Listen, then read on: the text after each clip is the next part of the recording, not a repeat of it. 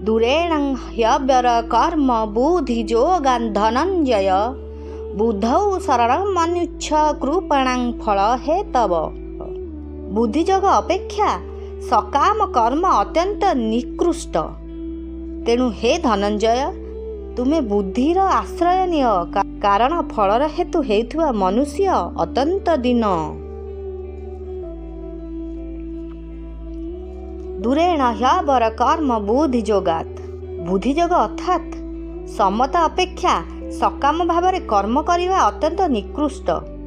कारण कर्म उत्पन्न हुए और नष्ट हो जाए तथा से कर्म फलर मध्य संजोग और वियोग थाए, किंतु जोग बा समता नित्य, ताहार केबे वियोग हुए नहीं, सेथिरे कौनसी विकृति आसे नहीं। तेणु समता अपेक्षा सकाम कर्म अत्यंत निकृष्ट।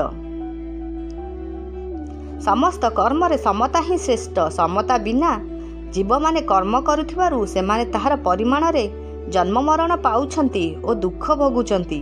समता विहीन कर्म रे उद्धार करिवार सामर्थ्य नहीं। समता ही कर्म रे कुशलता। कर्म रे समता न आसिले शरीर रे अहंभाव और ममता आसीब एवं अहंभाव और ममता हेबा ही पशु बुद्धि।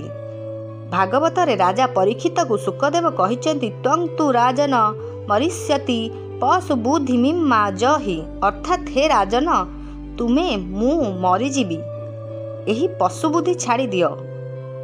दूरेण कहिबार तात्पर्य है जेपरी आलोक और अंधकार कदापि समकक्ष होई पारंती नहीं, सेहीपरि बुद्धिजोग और सकाम कर्म मध्य कदापि समकक्ष होई पारिबे नहीं। ए दुईटी रे दिन राति भली पार्थक्य रहिछि। बुद्धिजोग परमात्मा को प्राप्ति कराए और सकाम कर्म जन्म मरण प्रदान करे। बुद्धौ शरण मनुच्छ। तुमे बुद्धिर शरण निय। समतारे अनवरत स्थिर रहिबा ही तार शरण जीवा। समतारे स्थित रहिले तुमको स्वरूप निजर स्थिति अनुभव हेब। कृपणां फल हेतव। कर्म फलर हेतु हेबा अत्यंत निकृष्ट।